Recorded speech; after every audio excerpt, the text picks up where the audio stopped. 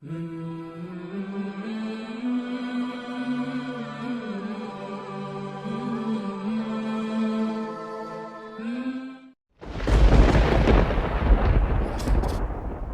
اللہ الرحمن الرحیم۔ سلیمان نے کہا، ہم ابھی دیکھ لیتے ہیں کہ تو سچ کہہ رہا ہے یا جھوٹا ہے۔ یہ میرا خط لے جا اور ان کی طرف پھینک دے، پھر ان سے ہٹ کر دیکھ کہ وہ کیا جواب دیتے ہیں۔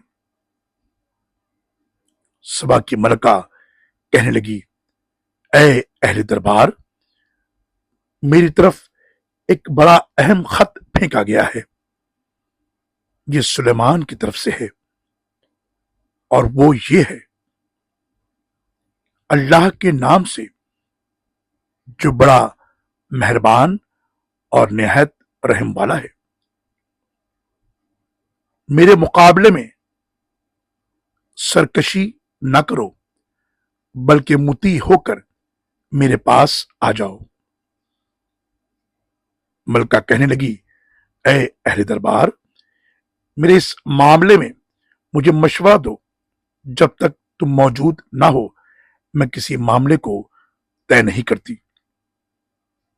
درباری کہنے لگے، ہم بڑے طاقتور اور سخت جنگجو ہیں، مگر معاملے کا اختیار تو آپ کو ہے۔ آپ خود غور کریں کہ آپ کیا حکم دیتی ہیں۔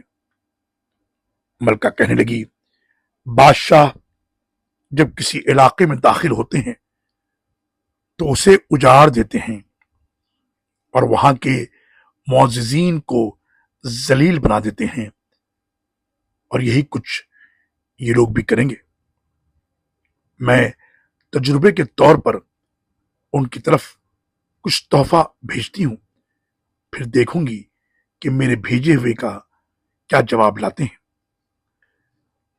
پھر جب وہ ہدہد سلیمان کے پاس آیا تو سلیمان نے کہا، کیا تم مجھے مال کا لالچ دیتے ہو؟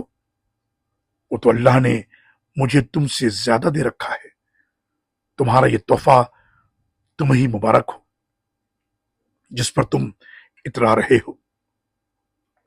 ان کے پاس واپس چلے جاؤ، ہم ان پر ایسے لشکروں سے چڑھائی کریں گے جن کا وہ مقابلہ نہ کر سکیں، اور انہیں ذلیل کر کے وہاں سے نکالیں گے اور وہ پست ہوں گے۔